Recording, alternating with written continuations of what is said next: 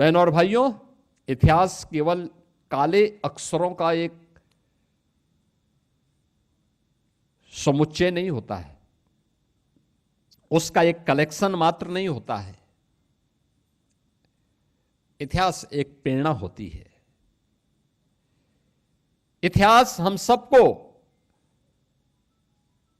एक अवसर देती है गलतियों की परिमार्जन करने का और गौरवशाली क्षणों से प्रेरणा प्राप्त करने का। आज का दिवस भी हम सब आज अगर लोकतांत्रिक मूल्यों के साथ अपने मौलिक अधिकारों के साथ एक भारत श्रेष्ठ भारत को अपनी आंखों से होते हुए देख रहे हैं, तो भारत के लोकतंत्र के कारण है। एक सामान्य परिवार में पैदा होने वाला व्यक्ति देश का प्रधानमंत्री और देश का राष्ट्रपति बन सकता है, इसलिए क्योंकि भारत एक लोकतांत्रिक देश है। भारत के अंदर बिना भेदभाव के हर नागरिक को एक समान मताधिकार की शक्ति का उपयोग करने की स्वतंत्रता है, इसलिए क्योंकि भारत ने जिस संसदीय लोकतंत्र को अपनाया है, वो संसदीय लोकतंत्र हमें एक रक्षा कवच भी प्रदान करता है। भारत ने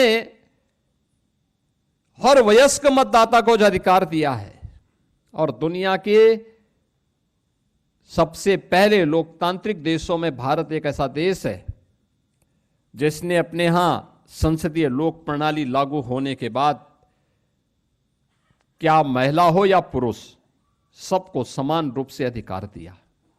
अमेरिका में या इंग्लैंड में उनका लोकतंत्र लागू होने के कई वर्षों के बाद, कई दशकों के बाद वहां की महिलाओं को मत देने का अधिकार प्राप्त हुआ। उन देशों में कई वर्षों तक, कई दशकों तक उन चंद लोगों को ही मताधिकार का उपयोग करने की स्वतंत्रता होती थी। लेकिन भारत ने जिस दिन अपना संविधान लागू किया, पहला आम चुनाव हुआ 1952 में, तब से लेकर के लगातार बिना भेदभाव के, क्या महिला हो क्या पुरुष हो, क्या राजा हो क्या रंक हो, हर नागरिक को एक समान रूप से लोकतांत्रिक मूल्यों के अधिकार देने की स्वतंत्रता दी। क्या हुआ था 25 जून 1975 को? यहां पे अभी आपने मंच पर उपस्थित लोकतंत्र सेनानियों के मुंह से इन बातों को सुना। कुंवर मानवेंद्र सिंह जी हो, सुरेश खन्ना जी हो, अशोक वाजपेयी जी हो, राजेंद्र तिवारी जी हो, देवीदीन पाल जी हो, विश्राम सागर जी हो, रमाशंकर त्रिपाठी जी हो, या आप में से बैठे हुए दर्जनों वे लोकतंत्र सेनानी जिन्होंने उन पलों को जिया है, उनको झेला है और उन परिस्थितियों का सामना करते हुए आज भी अपनी जिजीविषा के साथ आप सब अपने उन मूल्यों और आदर्शों के जोले जूझते हुए कार्य कर रहे हैं। मैं इस अवसर पर आप सभी का अभिनंदन करता हूं, आपका स्वागत भी करता हूं।